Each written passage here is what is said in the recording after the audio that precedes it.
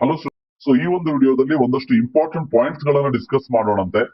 ಕೆಇ ಅವರು ಏನು ಮಾಡ್ತಾ ಇದ್ದಾರೆ, ಏನು ಮಾಡಬಹುದಿತ್ತು, ದಯವಿಟ್ಟು ಕೆಇ ಅವರಿಗೂ ಕೂಡ ಈ ಒಂದು ವಿಡಿಯೋ ತಲುಪಿದ್ರೆ ನಮ್ಮ ವಿದ್ಯಾರ್ಥಿಗಳಿಗೆ ಟ್ರಾನ್ಸ್ಪರೆಂಟ್ ಆಗಿ ನಾವು ಕೌನ್ಸಿಲಿಂಗ್ ಅನ್ನ ಮಾಡ್ತೀವಿ ಅಂತ ನೀವೇನು ಹೇಳ್ತೀರಿ ಮತ್ತೆ ಹೇಳ್ತಾ ಬರ್ತಾ ಇದ್ದೀರಿ. ಸೊ ಡೆಫಿನೆಟ್ಲಿ ಇಲ್ಲಿವರೆಗೆ ಮಾಡಿದ್ದೀರಿ.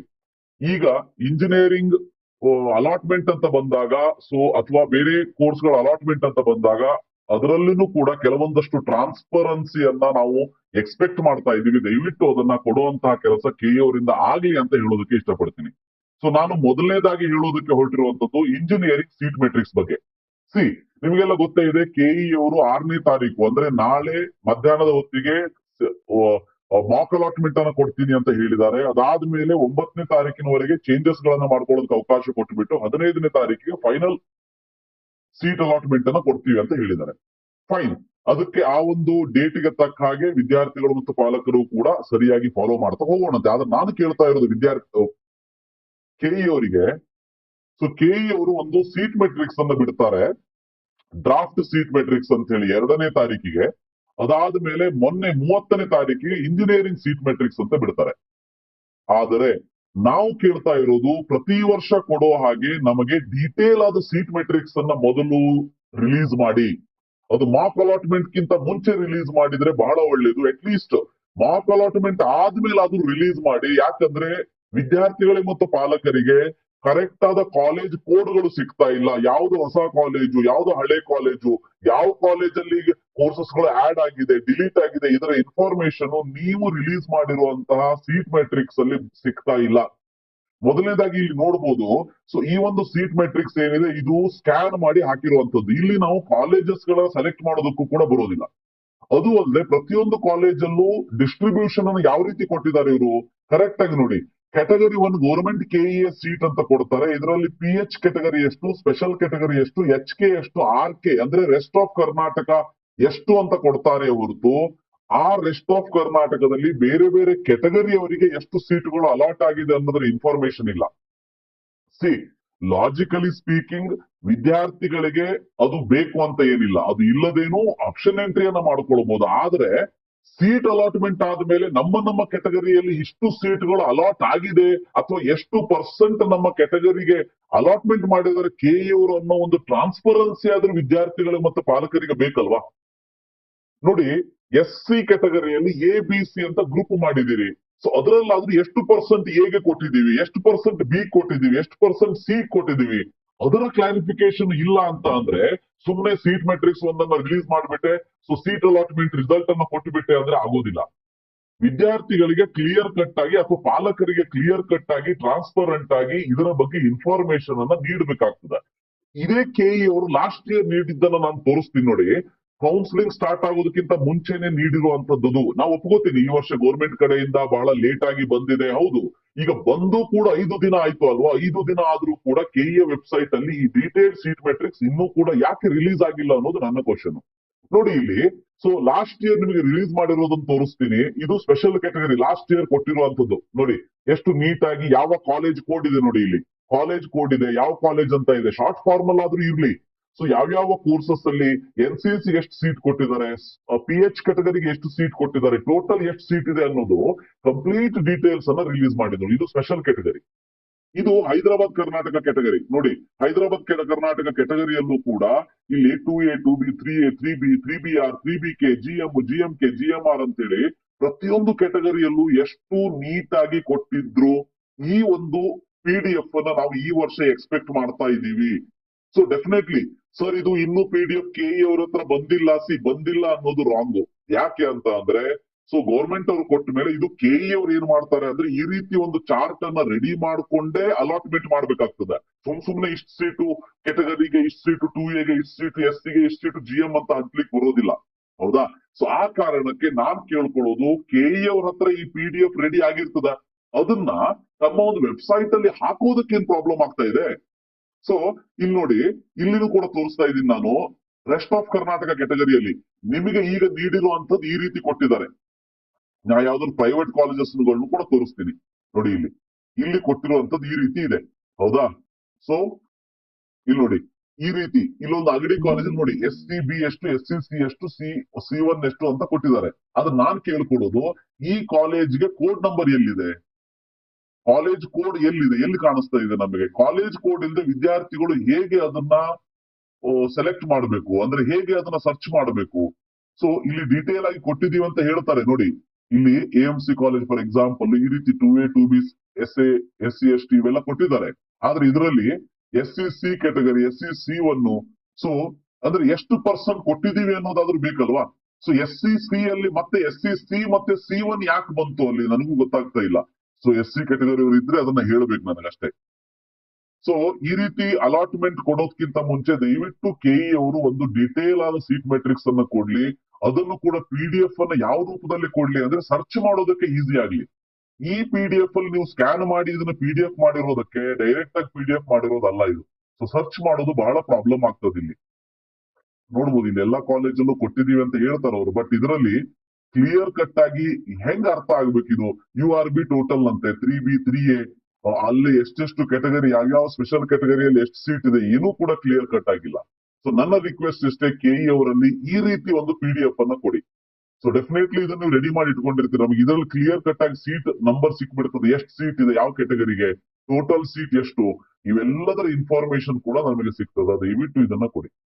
ಎರಡನೇದಾಗಿ KE ಅವರು ವೆಟರ್ನರಿ ಅಗ್ರಿಕಲ್ಚರ್ ಸಂಬಂಧಪಟ್ಟ ಹಾಗೆ ತಮ್ಮ ಒಂದು ಸೀಟ್ ಮೆಟ್ರಿಕ್ಸ್ ಅನ್ನ ಕೊಟ್ಟಿದ್ದಾರೆ.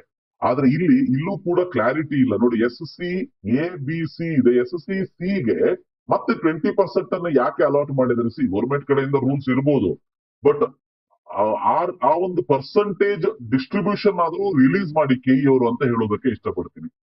ಸೊ ನರ್ಸಿಂಗ್ ಕೂಡ ಅದೇ ನೋಡಿ, ಇಲ್ಲಿ SCC 20%, SCC ಇದೆ ಮತ್ತೆ 20% ಇದೆ. ಸೊ ಹಾಗಾದ್ರೆ ನೀವು GM ಗೆ ಎಷ್ಟು ಪರ್ಸೆಂಟ್ ಕೊಟ್ಟಿದ್ದೀರಿ, 2A ಗೆ ಎಷ್ಟು ಪರ್ಸೆಂಟ್ ಕೊಟ್ಟಿದ್ದೀರಿ? ಸೊ ಏನು ಕ್ಲಾರಿಟಿನೇ ಇಲ್ಲ ಇದರಲ್ಲಿ. ಇರ್ಲಿ, ಬಟ್ KE ಅವ್ರಿಗೆ ಕೇಳ್ಕೊಳ್ಳೋದಿಷ್ಟೇ, ಡೀಟೇಲ್ ಆಗಿ ನಮಗೆ ಈ ರೀತಿಯಾಗಿ ಒಂದು PDF ಅನ್ನ ರಿಲೀಸ್ ಮಾಡಿ. ಯಾಕಂದ್ರೆ ಇದರಲ್ಲಿ ವಿತ್ ಕಾಲೇಜ್ ಕೋಡ್ ಇದೆ, ಇದರಲ್ಲಿ ಕಾಲೇಜ್ ಕೋಡ್ ಇಲ್ಲ. ಕಾಲೇಜ್ ಕೋಡ್ ಇಲ್ಲ ಅಂದಾಗ ಸರ್ಚ್ ಮಾಡೋದು ಬಹಳ ಡಿಫಿಕಲ್ಟ್. ಸೊ ವಿದ್ಯಾರ್ಥಿಗಳಿಗೆ ಗೊತ್ತಾಗೋದಿಲ್ಲ ಇದು. ಸೊ ಆ ಕಾರಣಕ್ಕೆ ವಿತ್ ಕಾಲೇಜ್ ಕೋಡ್ ಕೊಡಿ ಅಂತ ಹೇಳೋದಕ್ಕೆ ಇಷ್ಟಪಡ್ತೀನಿ. ಎರಡನೇದಾಗಿ ತಮಗೆಲ್ಲ ಗೊತ್ತಿರುವ ಹಾಗೆ ಈ ವರ್ಷ SC ಕ್ಯಾಟಗರಿಯಲ್ಲಿ ರಿಸರ್ವೇಶನ್ ಕಾಲಮ್ ಅಲ್ಲಿ SC A B C ಬಂದ್ರೆ ಮಾತ್ರ ನಾವು ಸೀಟ್ ಡಿಸ್ಟ್ರಿಬ್ಯೂಷನ್ ಮಾಡೋದಕ್ಕೆ ಹೆಲ್ಪ್ ಆಗ್ತದ ಅಥವಾ ಅದು ಆಗ್ತದ ಅಂತ ಹೇಳಿದ್ದಾರೆ KE ಅವರು. ಬಟ್ ಮೊನ್ನೆ ಪ್ರಜಾವಾಣಿಯಲ್ಲಿ ಡೆಕ್ಕನ್ ಹೆರಾಲ್ಡ್ ಅಲ್ಲಿ ಬಂದಿರುವಂತ ಒಂದು ಇಂಪಾರ್ಟೆಂಟ್ ಇನ್ಫಾರ್ಮೇಶನ್ ಏನಂತಂದ್ರೆ ನೋಡಿ, 11,000 SC students fear loss in reserved seats in CET counselling. So out of 43,353 SC students, 32,267 students including 8,776 under category A, 11,000 odd under category B, 12,000 odd under category C have entered their RD number. But remaining 11,000 students ಗಳಿಗೆ ಇನ್ನೂ RD number ಇರುವಂತ ಸರ್ಟಿಫಿಕೇಟೇ ಸಿಕ್ಕಿಲ್ಲ, ಅಥವಾ ಸಿಕ್ಕಿದ್ರು ಕೂಡ ಅದನ್ನ KE website ಅಲ್ಲಿ ಅವರು ಆಡ್ ಮಾಡಿಲ್ಲ. ಇಲ್ಲಿ ಮೇನ್ ಆಗಿ KE ಅವರ ಕಡೆಯಿಂದ ಏನು ಮಿಸ್ಟೇಕ್ ಆಗ್ಬಿಡ್ತು ಅಂತ ಅಂದ್ರೆ, ಅಪ್ಲಿಕೇಶನ್ ಹಾಕೋ ಟೈಮ್ ಅಲ್ಲಿ ಇದನ್ನ ಮೆಂಡೇಟರಿ ಮಾಡಿರ್ಲೇ ಇಲ್ಲ. ಸಾಕಷ್ಟು ವಿಡಿಯೋದಲ್ಲಿ ಹೇಳಿದ್ರು, ಅಥವಾ ತಮ್ಮ ಒಂದು ಬ್ರೋಷರ್ ದಲ್ಲಿ ಮೆನ್ಷನ್ ಮಾಡಿದ್ರು, ಎಲ್ಲ ಹೌದು. ಆದ್ರೆ ನಮ್ಮ ವಿದ್ಯಾರ್ಥಿಗಳು ಮತ್ತು ಪಾಲಕರು ಕೂಡ ಯಾವ ರೀತಿ ನೆಗ್ಲಿಜೆನ್ಸಿ ಇರ್ತದ ಅಂತಂದ್ರೆ, ಅವರ ಕುತ್ತಿಗೆಯ ತನಕ ನೀರು ಬರೋ ತನಕ ಅವ್ರು ಸುಮ್ಮನೆ ಇರ್ತಾರೆ, ಆರಾಮ್ ಇರ್ತಾರೆ. ಯಾವಾಗ ಕುತ್ತಿಗೆವರೆಗೆ ನೀರು ಬರ್ತದ ಅವಾಗ ಅನಿಸ್ತದ ನಮ್ ಜೀವ ಹೋಗ್ಬೋದು ಅಂತ, ಅವಾಗ ಅವ್ರು ಎದ್ದು ಹೊರಗೆ ಬರೋದಕ್ಕೆ ಸ್ಟಾರ್ಟ್ ಮಾಡ್ತಾರೆ. ಅದೇ ರೀತಿ ಇಲ್ಲೂ ಕೂಡ ಆಗಿದೆ. ಸೊ KE ಅವರು ಅಪ್ಲಿಕೇಶನ್ ಹಾಕೋ ಟೈಮ್ ಅಲ್ಲಿ ಸ್ವಲ್ಪ ಲೇಟ್ ಆದ್ರೂ ಪರವಾಗಿರ್ಲಿಲ್ಲ. ಸೊ ಅಂತಹ ಸ್ಟೂಡೆಂಟ್ಸ್ ಗಳಿಗೆ SC ABC ಸರ್ಟಿಫಿಕೇಟ್ ಇಲ್ಲ ಅಂದ್ರೆ ಆ ರಿಸರ್ವೇಶನ್ ಅನ್ನ ಅಲ್ಲಿ ಹಾಕೋದಕ್ಕೇನೆ ಅವಕಾಶ ಕೊಡಬಾರ್ದಾಗಿತ್ತು. ಸೊ SC ಓನ್ಲಿ ಹಳೆ ಏನು SC ಸರ್ಟಿಫಿಕೇಟ್ ಇತ್ತು ಅದನ್ನ ಹಾಕಿದವರಿಗೆ RD ನಂಬರ್ ಎಕ್ಸೆಪ್ಟ್ ಆಗ್ಬಿಡ್ತು. So your name is match ಅಂತ ಬಂದ್ಬಿಡ್ತು, ಅದಕ್ಕಾಗಿ ಅಪ್ಲಿಕೇಶನ್ ಅನ್ನ ಹಾಕ್ಬಿಟ್ರು ಅವರು. ಆದ್ರೆ ನಾನ್ ಹೇಳ್ತಾ ಇರೋದು SC ಕ್ಯಾಟಗರಿಯಲ್ಲಿ ABC ಡಿಸ್ಟ್ರಿಬ್ಯೂಷನ್ ಅಂದ್ರೆ ಆ ಮೆನ್ಷನ್ ಇರ್ಲಿಲ್ಲ ಅಂದ್ರೆ ಅಪ್ಲಿಕೇಶನ್ ಹಾಕೋದಕ್ಕೇನೆ ಅವಕಾಶ ಕೊಡಬಾರ್ದಾಗಿತ್ತು ಆ ಕ್ಯಾಟಗರಿ ಸ್ಟೂಡೆಂಟ್ಸ್ ಗಳಿಗೆ. ಸೊ ಅಂದ್ರೆ ಅಲ್ಲೇ ಸ್ಟಾಪ್ ಆಗ್ಬೇಕಿತ್ತು. ಅವಾಗ ಏನ್ ಮಾಡ್ತಿದ್ರು ವಿದ್ಯಾರ್ಥಿಗಳು, ಇಮಿಡಿಯೇಟ್ ಆಗಿ ತಹಶೀಲ್ದಾರ್ ಆಫೀಸ್ ಕಡೆ ಹೋಗ್ತಿದ್ರು. ಸೊ ಅಪ್ಲಿಕೇಶನ್ ತಮ್ಮ ಒಂದು SC ಸರ್ಟಿಫಿಕೇಟ್ ಮಾಡಿಸ್ಕೊಂಡು ಬಂದ್ಬಿಡ್ತಿದ್ರು. ಈಗೇನಾಗಿದೆ, ಬಹಳಷ್ಟು ಜನ ಸ್ಟೂಡೆಂಟ್ಸ್ ಗಳು ಮಾಡಿಸಿದ್ದಾರೆ, ಬಟ್ ಈ ಕೆಲವೊಂದು ಸ್ಟೂಡೆಂಟ್ಸ್ ಗಳು ಅವರಿಗೆ ಅವಾಗ ಅದರ ಬಗ್ಗೆ ಜ್ಞಾನ ಇರ್ಲಿಲ್ಲ, ಇನ್ಫಾರ್ಮೇಶನ್ ಇರ್ಲಿಲ್ಲ ಅಂತ ಅನ್ಕೊಳ್ಳಂತೆ. KE ಅವರು ಸಾಕಷ್ಟು ಬಾರಿ ಹೇಳಿದ್ದಾರೆ, ಆದ್ರೂ ಕೂಡ KE ಅವರ ವಿಡಿಯೋಸ್ ಗಳನ್ನಾಗ್ಲಿ ಅಥವಾ ಮೆಸೇಜಸ್ ಗಳನ್ನಾಗ್ಲಿ ನೋಡೋದಕ್ಕೆ ಅವರಿಗೆ ಬರೋದಿಲ್ಲ ಅಂತ ಅನ್ಕೊಳ್ಳಂತೆ. ಸೊ ಇಂಥ ಸಂದರ್ಭದಲ್ಲಿ ಅಪ್ಲಿಕೇಶನ್ ಹಾಕೋ ಟೈಮ್ ಅಲ್ಲಿನೇ ಅದನ್ನ ಕ್ಲೋಸ್ ಮಾಡ್ಬಿಟ್ಟಿದ್ರೆ, ಅಂದ್ರೆ ಅಪ್ಲಿಕೇಶನ್ ABC ಇಲ್ಲ ಅಂದ್ರೆ ತಗೊಳ್ಳೋಂತ ಸಿಸ್ಟಮ್ ಅನ್ನೇ ಅಲ್ಲಿ ಕ್ರಿಯೇಟ್ ಮಾಡದೇ ಇದ್ದಿದ್ರೆ ಅವಾಗ ಎಲ್ಲರೂ ಕೂಡ ಮಾಡಿಸ್ಕೊತಿದ್ರಲ್ವಾ. ಸೊ ಇರ್ಲಿ. ಆದ್ರೆ ಈಗ ಇದಕ್ಕೆ ಪ್ರಾಬ್ಲಮ್ ಸೊಲ್ಯೂಷನ್ ಏನು ಹಾಗಾದ್ರೆ? 11,000 ವಿದ್ಯಾರ್ಥಿಗಳು ಈ ರೀತಿ ಆಗಿದೆ ಅಂತಂದ್ರೆ ಅವ್ರನ್ನ ಕನ್ಸಿಡರ್ ಮಾಡದೇನೆ ಹಾಗಾದ್ರೆ ಸೀಟ್ ಡಿಸ್ಟ್ರಿಬ್ಯೂಷನ್ ಕೆಇ ಅವರು ಮಾಡಬಹುದಾ? ಅದು ಕೂಡ ಡೌಟ್ ಇದೆ ನನಗೆ. ಫೈನ್. ಇದರ ಜೊತೆಗೆ ನಿನ್ನೆಯವರೆಗೆ ಅಂದ್ರೆ ಇವತ್ತಿನವರೆಗೆ ಯಾರ್ಯಾರು ಸಿಬಿಎಸ್ಇ ಅಲ್ಲಿ ಮಾರ್ಕ್ಸ್ ಜಾಸ್ತಿ ಆಗಿದೆ ಅಥವಾ ಕಡಿಮೆ ಆಗಿದೆ ಅವರಿಗೆ ಮಾರ್ಕ್ಸ್ ಕಾರ್ಡ್ ಅನ್ನು ಹಾಕೋದಕ್ಕೆ ಅವಕಾಶ ಕೊಟ್ಟಿದೀವಿ ಅಂತ ಹೇಳಿದ್ದಾರೆ. ಬಟ್ ಇದು ಇವತ್ತಿನವರೆಗೆ ನಡೆಯುವಂತದ್ದು. ಹಾಗಾಗಿ ನಾಳೆ ಮಾಕ್ ಅಲಾಟ್ಮೆಂಟ್ ನ ಇಷ್ಟು ಅರ್ಜೆಂಟ್ ಅಲ್ಲಿ ರಿಲೀಸ್ ಮಾಡುವಂತ ಅವಶ್ಯಕತೆ ಇದೆಯಾ ಹಾಗಾದ್ರೆ? ಸೊ ಅಟ್ ಲೀಸ್ಟ್ ಇನ್ನೊಂದು 2 ದಿನ ವೇಟ್ ಮಾಡಿ ಇವೆಲ್ಲ ಪ್ರಾಬ್ಲಮ್ ಸಾಲ್ವ್ ಆದ್ಮೇಲೆ at least by default SC category ಅವರಿಗೆ ಎಬಿಸಿ ಅನ್ನು ಎಂಟರ್ ಮಾಡೋದಕ್ಕೆ 8ನೇ ತಾರೀಕಿನವರೆಗೆ ಅವಕಾಶವನ್ನು ಕೊಟ್ಟಿದ್ದಾರೆ. ಅಟ್ ಲೀಸ್ಟ್ ಅದನ್ನಾದ್ರೂ ಮುಗಿಸ್ಕೊಂಡು ಮಾಡ್ಬೇಕಲ್ವಾ? ಯಾಕಂದ್ರೆ ಇಲ್ಲ ಅಂದ್ರೆ ಏನಾಗ್ತದ, ಈ ಮಾಕ್ ಅಲಾಟ್ಮೆಂಟ್ ಗೆ ಯಾವುದೇ ರೀತಿ ಮೀನಿಂಗೇ ಇರೋದಿಲ್ಲ. ಮಾಕ್ ಅಲಾಟ್ಮೆಂಟ್ ಅಲ್ಲಿ ನಿಮಗೆ ಯಾವುದೇ ರೀತಿಯ ಕರೆಕ್ಟ್ ಆದ ಇನ್ಫಾರ್ಮೇಶನ್ ಸಿಗೋದಿಲ್ಲ, ರೈಟ್? ಯಾಕಂದ್ರೆ ಬಹಳಷ್ಟು ಜನ ವಿದ್ಯಾರ್ಥಿಗಳು ಇದರಿಂದ ಆಲ್ರೆಡಿ ಹೊರಗಿರ್ತಾರೆ. ಸೊ ಆ ಕಾರಣಕ್ಕೆ ಮಾಕ್ ಅಲಾಟ್ಮೆಂಟ್ ಗೆ ಮೀನಿಂಗೇ ಬರೋದಿಲ್ಲ. ಸೊ ಕೆಇ ಅವ್ರಿಗೆ ರಿಕ್ವೆಸ್ಟ್ ಇಷ್ಟೇ, ಮೊದಲನೇದಾಗಿ ದಯವಿಟ್ಟು ಡೀಟೇಲ್ ಆಗಿ ತಮ್ಮ ಒಂದು ಸೀಟ್ ಮೆಟ್ರಿಕ್ಸ್ ಅನ್ನ ಇಂಜಿನಿಯರಿಂಗ್ ಸಂಬಂಧಪಟ್ಟ ಹಾಗೆ ಈ ರೀತಿ ಇಷ್ಟು ವರ್ಷ ಏನು ಕೊಡ್ತಿದ್ರು ಆ ರೀತಿ ಕೊಡಿ. ಸೊ ದಟ್ ವಿದ್ಯಾರ್ಥಿಗಳಿಗೆ ವಿತ್ ಕೋಡ್ ನಂಬರ್ ಕೊಟ್ರೆ ಹೆಲ್ಪ್ ಆಗ್ತದೆ. ಎರಡನೇದಾಗಿ ಇದೇನು ಡಿಸ್ಟ್ರಿಬ್ಯೂಷನ್ ಇದೆ SC ABC ಆದ್ಮೇಲೆ ಮತ್ತೆ SCC ಕೆಟಗರಿಯಲ್ಲಿ 20% ಅಂತ ಏನು ಮೆನ್ಷನ್ ಮಾಡಿದ್ದಾರೆ ನರ್ಸಿಂಗ್ ಅಲ್ಲಾಗ್ಲಿ ಅಥವಾ ವೆಟರ್ನರಿ ಅಲ್ಲಾಗ್ಲಿ. ಸೊ ಇದು ಏನಿದು ಮೀನಿಂಗ್ ಅನ್ನೋದಾದ್ರೆ ವಿದ್ಯಾರ್ಥಿಗಳಿಗೆ ಅಟ್ ಲೀಸ್ಟ್ ಆ ಕೆಟಗರಿ ಅವರಿಗಾದ್ರೂ ಗೊತ್ತಾಗ್ಬೇಕಲ್ವಾ. ಸೊ ಮೂರನೇದಾಗಿ 11,000 ವಿದ್ಯಾರ್ಥಿಗಳು ಹೊರಗಿದ್ದಾರೆ ಅಂತ ಹೇಳ್ತಾ ಇದ್ದಾರೆ. ಸೊ ಫೈನ್, ಇದು ಅವರ ಒಂದು ಹೆಡ್ಡೇಕ್, ಅದು ನಾನು ಮಾತಾಡೋದಿಲ್ಲ. ಆದ್ರೆ ಇಂತಹ ವಿದ್ಯಾರ್ಥಿಗಳು ಆಮೇಲೆ ಬಂದ್ರು ಅಂದ್ರೆ ಎಂಟ್ರಿ ಹೊಡೆದ್ರು ಅಂತ ಅಂದ್ರೆ, ಸೊ ಆಲ್ರೆಡಿ ಸೀಟ್ ಅಲಾಟ್ಮೆಂಟ್ ಆಗ್ಬಿಟ್ಟ ಮೇಲೆ ಇವು ವಿದ್ಯಾರ್ಥಿಗಳು ಬಂದ್ರು ಅಂತ ಅಂದ್ರೆ ಅವ್ರಿಗೆ ಏನ್ ಕತೆ ಅದು ಕೂಡ ಗೊತ್ತಿಲ್ಲ. ಸೊ ಅದರ ಜೊತೆಗೆ ಕೊನೆಯದಾಗಿ ಈ ವಿದ್ಯಾರ್ಥಿಗಳು ಏನು CBSE ಅಥವಾ ICSE ಜಾಸ್ತಿ ಮಾರ್ಕ್ಸ್ ಬಂದ್ರೆ ಅಥವಾ ಕಡಿಮೆ ಬಂದ್ರೆ 6ನೇ ತಾರೀಕಿನವ್ರಿಗೆ ಬರೋದಕ್ಕೆ ಅವಕಾಶ ಕೊಟ್ಟಿದ್ದಾರೆ. ಸೊ ಅವರು ಬಂದು ಅದನ್ನ ಸಬ್ಮಿಟ್ ಮಾಡಿದ ಮೇಲೆ ಅವರಿಗೆ ಸ್ಪಾಟ್ ರ್ಯಾಂಕ್ ಕೊಟ್ಟು ಆ ಸ್ಪಾಟ್ ರ್ಯಾಂಕ್ ಅನ್ನ ಮಾಕ್ ಅಲಾಟ್ಮೆಂಟ್ ಅಲ್ಲಿ ಕನ್ಸಿಡರ್ ಮಾಡ್ತಾರ? ಸೊ ಅದನ್ನ ಮಾಡ್ಲಿಲ್ಲ ಅಂದ್ರೆ ಅದರಲ್ಲಿ ಏನಾದ್ರೂ ಹೆಚ್ಚು ಕಡಿಮೆ ಆದವರು ಅಂದ್ರೆ ರ್ಯಾಂಕ್ ಜಾಸ್ತಿ ಕಡಿಮೆ ಆದವರಿಗೆ ಸೊ ಅವ್ರನ್ನ ಬಿಟ್ಟು ಏನು ಮಾಕ್ ಅಲಾಟ್ಮೆಂಟ್ ಮಾಡ್ತಾರ? ಅದು ಕ್ಲಾರಿಟಿ ಇಲ್ಲ. ಸೊ ಒಟ್ನಲ್ಲಿ ನಾಳೆ ನಿಮಗೆ ಮಾಕ್ ಅಲಾಟ್ಮೆಂಟ್ ರಿಸಲ್ಟ್ ಬರಬಹುದು, ವೇಟ್ ಮಾಡಿ. ಮಾಕ್ ಅಲಾಟ್ಮೆಂಟ್ ರಿಸಲ್ಟ್ ಬಂದ ಮೇಲೆ ಸೊ ಏನಾದ್ರು ಚೇಂಜಸ್ ಗಳನ್ನ ಮಾಡ್ಕೊಳ್ಳೋದಿದ್ರೆ 9ನೇ ತಾರೀಕಿನವರೆಗೆ ಅವಕಾಶ ಕೊಟ್ಟಿದ್ದಾರೆ, ಬೆಳಗ್ಗೆ 10 ಗಂಟೆವರೆಗೆ. ಸೊ ಅಷ್ಟರೊಳಗೆ ಚೇಂಜಸ್ ಅನ್ನು ಮಾಡಿಕೊಂಡು ನಿಮ್ಮ ಆಪ್ಷನ್ ಎಂಟ್ರಿಯನ್ನ ಫೈನಲ್ ಮಾಡ್ಕೊಳ್ಬಹುದು. ಸೊ ಇದಿಷ್ಟು ಇನ್ಫಾರ್ಮೇಶನ್